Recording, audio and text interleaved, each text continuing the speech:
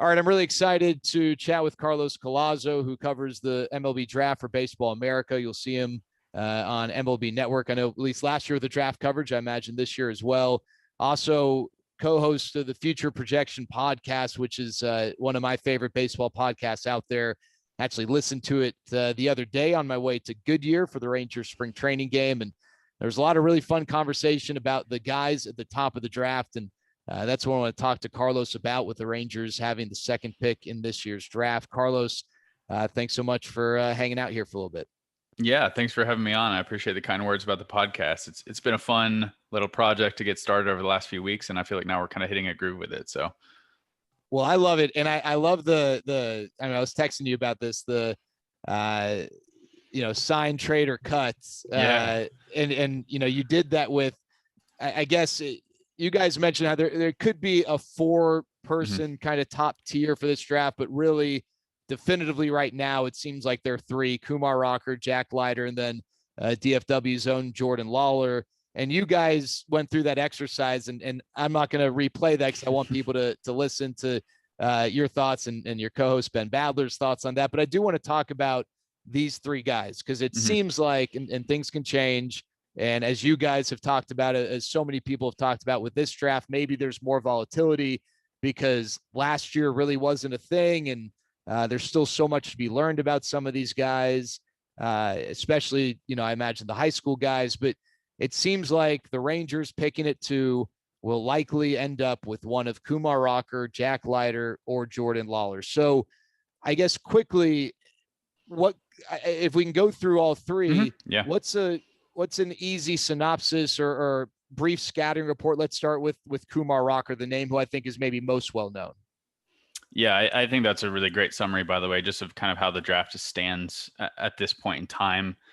Kumar is the number one player on our board still. We just updated our draft board yesterday, actually expanded to the top 300 prospects, but he was the preseason number one just kind of because he was the only guy of this college class that had proven it over an extensive amount of time at a high level in the SEC. He is still there. I don't think the number one placement should mean that he is a consensus top player in the class. I think at this point in time, like you mentioned, it's really kind of a race among three names there. And depending on the org or the scout that you talk to, I think any of those names would be mentioned in that number one spot. But Kumar just has some of the best pure stuff in the class. He's a very physical pitcher, 6'4", around 250 pounds. A really loud fastball that he can run up to 99 miles per hour. And I think arguably one of the better breaking balls in the entire class, and his slider that in college has just been an absolutely overwhelming pitch. He gets whiffs on that pitch in the zone, out of the zone. It's a really impressive two-pitch combo. I think the questions with him are going to be refining a third pitch. And I think it's a little tough in college because there's really no incentive for him to go into a deeper repertoire. His two-pitch combo has been more than enough to get hitters out. He's added a cutter this year, so that's another interesting little wrinkle to his pitch mix. But again, Kumar is a guy who's been a highly touted prospect going back to his high school days when he was a first-round talent coming out of high school. And his teammate Jack Leiter is similar in that regard. He was also thought of as a first-round talent out of high school. He had a heavy commit to Vanderbilt and a pretty high price tag, so he got to campus, and it looks like that's already paid off very well for him. Just him and Kumar going back-to-back on weekends for Vanderbilt's pitching staff is a tremendous treat just to watch. I'm sure opposing teams do not feel the same way, but Leiter is more, I don't want to say he doesn't have power stuff because he certainly does. He's run his fastball up to the 98, 99 mile per hour range as well. But he seems a little bit more polished in terms of his fastball command specifically. And then he's been more willing to use a deeper pitch mix at this stage. He throws both a slider and a really good 12-6 curveball. He's shown a changeup in the past. I think both of these guys, both Leiter and Rocker, have shown good changeups in the past. I think it's tough in the college game for players that have such good fastball breaking ball combos to really rely on that too heavily when you don't really need to. So I think both of those guys can develop that third or fourth pitch changeup. And then Lawler is entirely different. Obviously, he's not a college player. He's not a pitcher.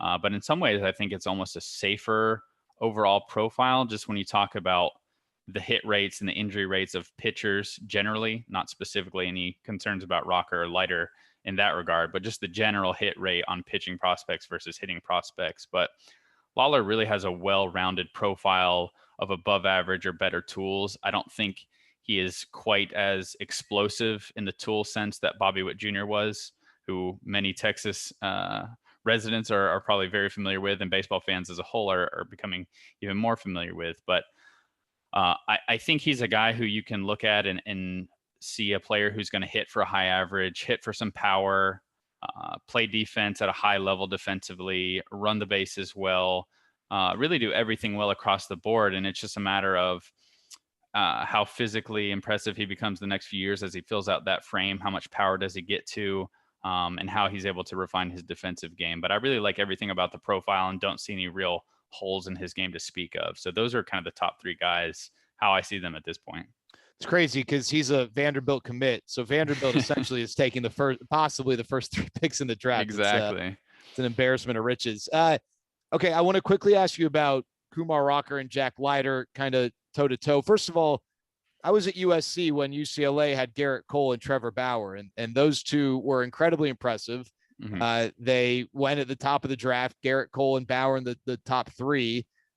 Those guys didn't like each other one bit. They still don't. They didn't then. It was very evident then. What do you know what the relationship is like between Kumar Rocker and Jack Leiter? Not that it should matter necessarily from a draft standpoint, but just out of curiosity. I don't personally know, but I've seen interviews from both of them, and it seems like they really have a good relationship with each other. They both seem like pretty cerebral pitchers in terms of how they go about working on their craft. They're obviously very competitive, so I think they kind of thrive off of pitching back to back with one another. Both pitchers probably want to one up everyone each week, but at the same time, I think Leiter even said that they're both kind of rooting for each other to throw no hitters every weekend out. Jack Leiter already has his no-hitter this season. Kumar obviously had his last year against Duke, so we might be able to see more of those in the future. But it seems from the outside looking in that it's a pretty solid relationship. Definitely none of the quirkiness of the Bauer-Cole relationship from back in the day. I think that may have been a case of just two very different styles and pitchers thinking about the game. It seems like Leiter and Rocker are a little bit more on the same page again from the outside looking in. So Garrett Cole and Trevor Bauer, when they were at school, were at different stages in their development, and you even mentioned, I mean, they kind of go about things differently. And I know for us, when I was at USC, Trevor Bauer almost threw like a 15 strikeout perfect game against us. We had if I remember, there's a guy by the name of Adam Landecker had like an infield single or maybe a C&I single in the 7th, and that was it. We didn't have the same type of problems against Garrett Cole, but no one, or I shouldn't say no one. I mean, Trevor Bauer was drafted 3rd, Garrett Cole 1st, so it wasn't that far off. But it seemed like most people that you would speak to would say, no, Garrett Cole is the better prospect. So I guess there are going to be Rangers fans who are going to look at the college stats, and they're going to look and see, this guy ended up being better than that guy, whether Rocker or Leiter have the better stats. But could you, from your experience, maybe share how that's not necessarily the best way to look at what the present and the future might entail for these two? Yeah, definitely. I think that when you're talking about amateur players generally, whether that's high school or college players, it is very difficult to simply just scout the stat line and kind of make your decisions based on the performance results. Those obviously matter, and I think they do matter to a greater degree when you're pitching in the SEC. And in some ways, I feel like guys, when they're playing on the same team and they're pitching against basically the same lineup every weekend, it can be instructive. But at the same time, like you mentioned, these are two players who are still developing. They're working on things. They're still growing as pitchers and as players physically.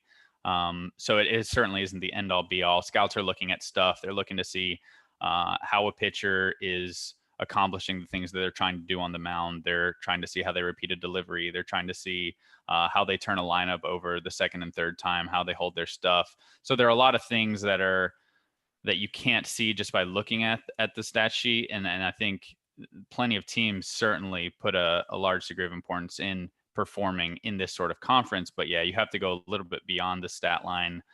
Things like secondary pitches. How are they showing feel for those pitches? Are they developing them over the year? Are they losing feel for those pitches? Are they relying on one pitch now that maybe could be seen as an issue, but you feel like when you get them into a pro development system, they're going to focus on these secondary pitches like we talked about with the changeup? I don't think either of these pitchers are in an environment where there's much incentive to throw that with high frequency. that can change at the next level. So scouts are looking to see just the feel that these guys show for those pitches in between innings, stuff that's not even on a stat sheet or you won't even see in highlights or in game. So I think all of those little things are part of the package when you're trying to see an overall profile for the player. The performance does matter, obviously. If you're not performing over an entire year, if you're getting hit around, that's going to affect your draft stock. But when we're talking about the specifics or the details, I think you have to go a little bit beyond that.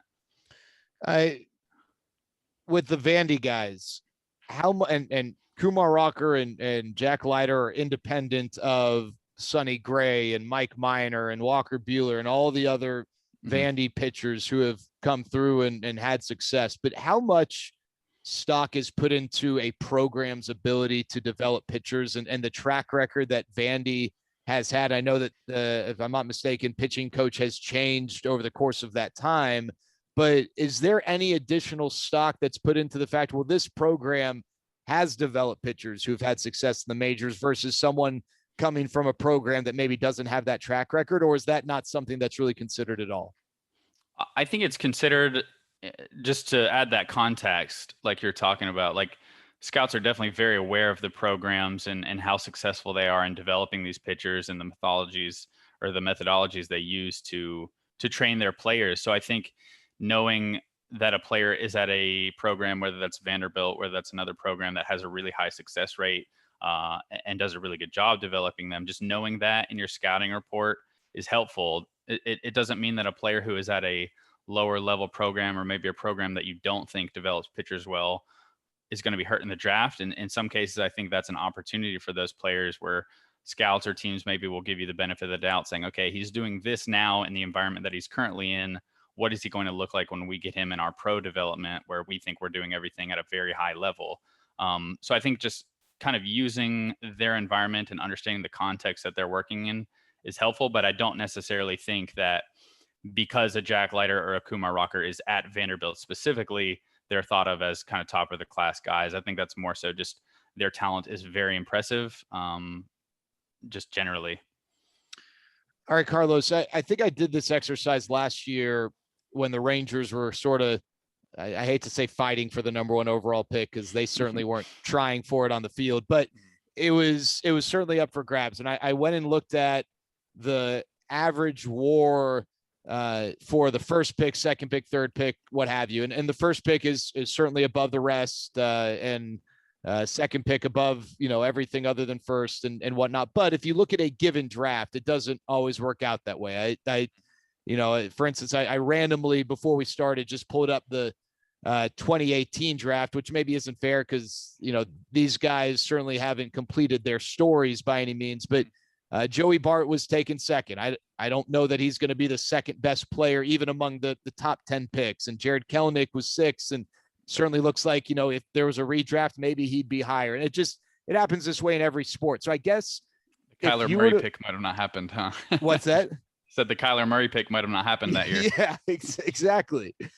So if you were to, obviously all three of these guys are viewed very favorably, and they all have tremendous potential. If there's one guy who you looked at and thought, man, 5-6 years from now, we might be wondering where this guy is or what happened to this guy, of those three, which guy would that be and why? In terms of which guy I think has a chance to be just really good, or which guy? No, kind of. I hate the opposite. Yeah, the opposite. Yeah, it's tough because at this point, I mean, if I felt strongly about any of those guys that way, either I would have gotten feedback from the industry that wouldn't have them in this spot. So I think it's very hard to ask that question now, but it is a good question to ask. And I think I'll probably just default to one of the pitchers. And again, it has nothing to do with Jack Leiter or Kumar Rocker specifically. But just looking back, I mean, the last pitcher that went 1-1 was Casey Mize a few years ago. And because of injuries, his progression and his development has got a little bit derailed. You're talking about that 2018 draft class. If teams were able to redo that, I'm not sure that Casey Mize would be the number one pick in that draft. Obviously, we're doing this with hindsight, and it's impossible to do that moving forward. But I think just in general, we've seen, and I think we've even seen a shift in our top 100 prospects list. There are fewer pitchers now in the top 10 of that list because of the hit rate that pitchers just show generally. So I won't pick one specific player, whether that's lighter or rocker, but I think, and this is why if you listen to our podcast when we did the sign one, trade one, cut one, I went with Jordan Lawler just because I think when you're splitting hairs with guys, that becomes a much more, I guess it's just easier to default to the hitter because of the hit rate for pitching prospects because of the injuries that they can go through that can really change up their development. All right. I guess that's my cop out answer. No. For you. Well, I mean, listen, it's fair because obviously at this point, the reason we're talking about those three that highly is because it's tough to find those obvious flaws, I guess. All right. So every organization's different. And I don't know this to be true, but I'd imagine with the Rangers' lack of success in the first round over the last decade or so, as much as they'd love to get the second best player in the draft when we look back or the best player, I think it might just be most important picking second to not have a flop. Yeah. And so I'm curious, when a team is picking this high in the draft, and I don't know what, I'm sure every team has a different philosophy, and I'm sure the success of a given team in the draft might alter that philosophy. If you've hit on a lot of guys, maybe you don't feel the pressure, but how much does a team draft the safe pick? And I don't mean safe when you're picking second as the guy who's just going to be, he's fine, he'll make it to the majors. But like the kind of what we're talking about, they consider the safety of the pick versus maybe the guy who isn't as safe, but also might have a little bit higher ceiling. Yeah, no doubt. I think that's a fascinating conversation to have. And I think the kind of risk versus, or just the risk profile that teams feel comfortable with varies highly depending on the team. Like I think a team like the Padres is very comfortable taking on players who have high risk profiles. But again, with those player types, you generally get a higher reward kind of tool set. I think the Rangers have previously been a team that is not hesitant at all to go for those high risk, high reward high school types. They used to be a really heavy high school drafting team. The last 2 years in the first round, at least, they've gone for more of the college performer type. So perhaps that is a shift for them, going for maybe a safer demographic. And it also could just be those draft years, that's the player who fell to them and they thought it was the best talent on the board. I do think most teams will say that they're looking for the best talent that's available to them when they pick. Now, if it's just one player, you take that guy and you move on. But if you have a group of people, maybe you have a group of 4 or 5 players, and for the Rangers, maybe they have a group of 3 or 4 when they're on the board, when the draft comes, maybe you do say, hey, we really need to just make sure this one hits. And so to do the tiebreaker in that player tier, maybe you go for a demographic that is either historically been pretty safe or a college hitter who has a long track record of success, players that you do think have a lower risk profile than the other players in the same talent pool. And I think all teams would kind of handle that question differently.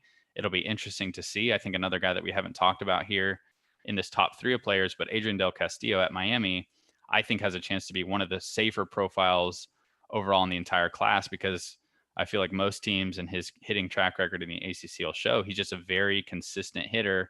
And whether or not you think he's a catcher, you think he'll have to move off the position, or if you have questions of how much impact power he'll get to, I feel like a lot of people in the industry just generally feel like he'll be a big league hitter in some capacity. So those conversations are super fascinating. And I feel like hopefully we'll get a better idea for how those profiles are stacking up in the elite tier of the class as we move on. And if different players jump into this top 3 kind of tier we're talking about.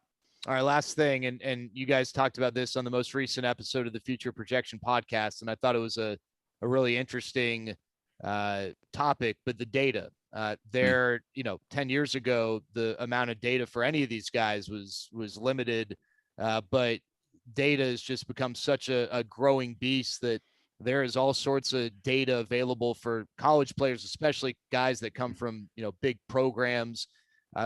What about that compared to whatever data is available for Jordan Lawler? How does that, how do those 2 elements compare, and how does that impact the evaluation of a high school kid? Because obviously they could be going up against someone like me on the mound who's just throwing like 75 right down the middle versus, Kumar Rocker and Jack Leiter facing, future big league hitters. So how does data equalize things, and what data is available for some of these high school kids?